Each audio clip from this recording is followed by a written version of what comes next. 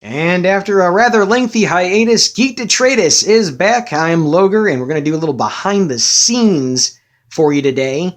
Give you an idea of what the rest of the room looks like, or a little bit more of the background. This is actually, for those of you who have seen my videos, this is on the other side of the room. This is what I'm looking at while I'm doing my videos. This is a immense Avengers poster that my wife and I bought a couple years back.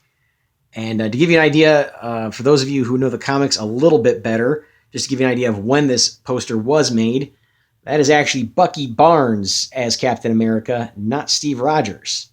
So just a little bit of a background information on that. Also, for those of you who watch the Netflix series, that is what Jessica Jones looks like in the comics. And then we got some Luke Cage right there. So I don't really think I need to explain who these guys are here. You probably know them. But actually, for those of you who are not familiar, that's actually Hawkeye, what he looks like. Let's get out of the glare. What Hawkeye looks like in the comics. Not quite. I'm pretty sure you wouldn't be able to get Jeremy Renner in that. But anyway, this is, again, the other side of the room. We'll be turning our attention back to the actual background. And there's a good look at the Thor poster you only see a little portion of at the top of all my videos. And much like the Avengers one, yes, it goes from wall to wall. So, very cool stuff there. I'm going to give you kind of a little more of a background information on, on my background. This might be, I had to cut this up into two parts, actually. This is take 5, as I was trying to get this all mentioned, and I couldn't quite get all the information in one video. But here we go. No real explanation, I think, needed here. That's Deadpool. Pretty self-explanatory. Actually, though, this poster is pretty neat. It's actually an original piece that my sister and brother-in-law got me from an actual artist that was at the comic book convention in the Quad Cities last year. So that's pretty neat. I might be one of very few people who actually have that actual poster.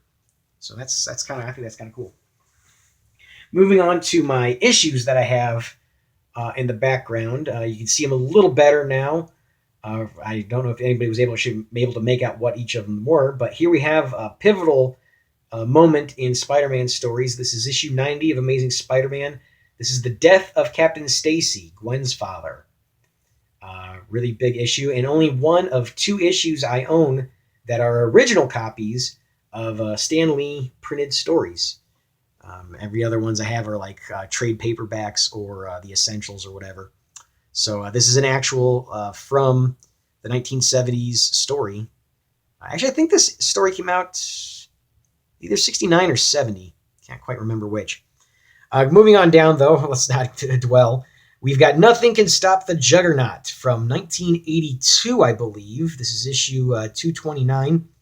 Not only did I put this up here because I love this cover, that's a very cool cover, I think, but also this is the story, in my opinion at least, that is when Spider-Man started getting really good consistently throughout most of the 70s. Actually, no joke, from about the time they killed Gwen Stacy and the Green Goblin in 1974, all the way up till this issue, Spider-Man comics really weren't all that good. I'd buy the essentials.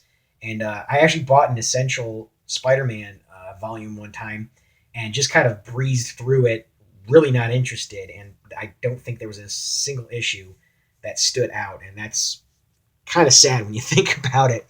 So thankfully, around about 1982, Spider-Man comics started getting really good again with this issue. Just a couple of months later, as a matter of fact, here's 238. We've got the Shadow of Evil Past. This is actually the first appearance of Hobgoblin. Usually when they do a rehash villain, it's not quite as good as the original, but I personally like the Hobgoblin more than the Green Goblin. That's just my personal preference. I liked this storyline. It dragged on for a really long time. They milked it for all it was worth. But I liked it. I like the Hobgoblin story from the 80s. Going down, still staying in the 80s, we've got, this is about 87 as a matter of fact, and I don't think I need to explain why I think this cover is awesome. That is just an amazing cover, I think. This is from part 4 of the 6-part Craven's Last Hunt. Great story. This is one of those stories that really they couldn't bring to the screen even if they wanted to. I don't think they could do this justice. This is one of those few cases where really comic books are the only medium where you could do this story justice. I won't go into the details of why, because I'd be here forever. But really, you couldn't make this into a movie and still do the story justice. Moving up to my Shadow comics, this is Shadow Year 1, Issue 1, and this is an Alex Ross cover. I'm sure anybody who's familiar with that man's work didn't even need me to say that this is an Alex Ross cover. I love the fact that it looks like an old pulp comics cover from the 30s and 40s. Just amazing. Love that cover. Gonna raise a few eyebrows as I move this one down, but this is a cool cover, I think, for many reasons. Again, it's Alex Ross. It's amazing. It looks like a 1940s pinup. And also, kudos to Alex Ross for drawing a real woman on this cover. From when I was growing up, the proportions were all over the place.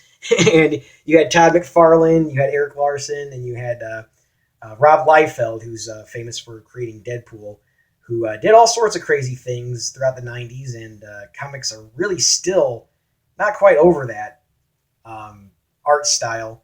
And I just think it's awesome that Alex Ross decided to draw Margot like a real woman.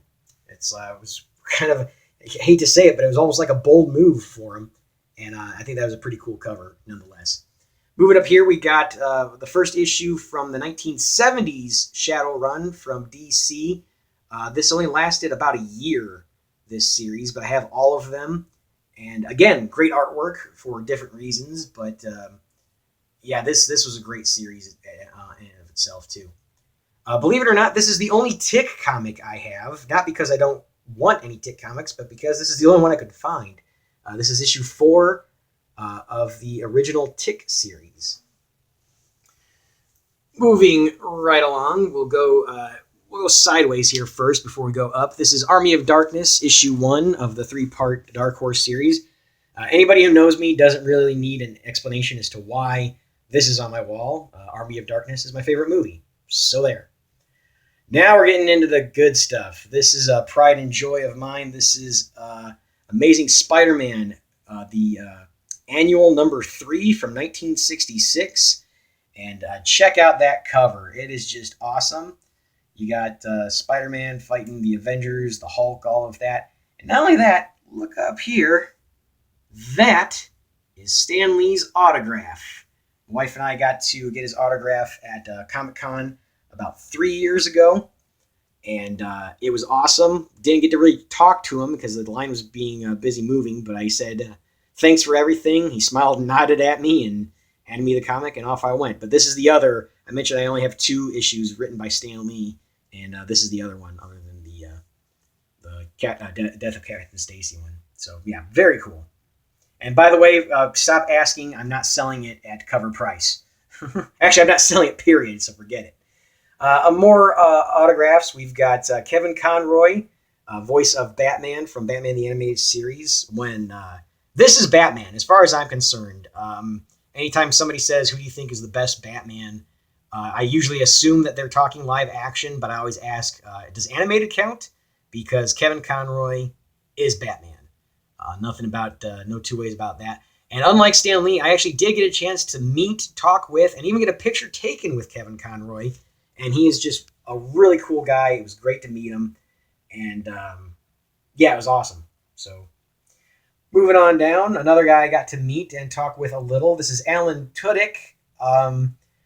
I probably would never be able to get this autograph at this price now.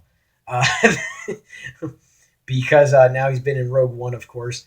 But yeah, this was another great story. He was sick as a dog, still agreed to sign autographs. And as you can tell, had a little fun at Nathan Fillion's expense. And just a really fun time getting to meet him as briefly as I did. All right, I'm running down low on time here, so that is part 1 of Behind the Scenes at Geek Detritus. Stay tuned for part 2.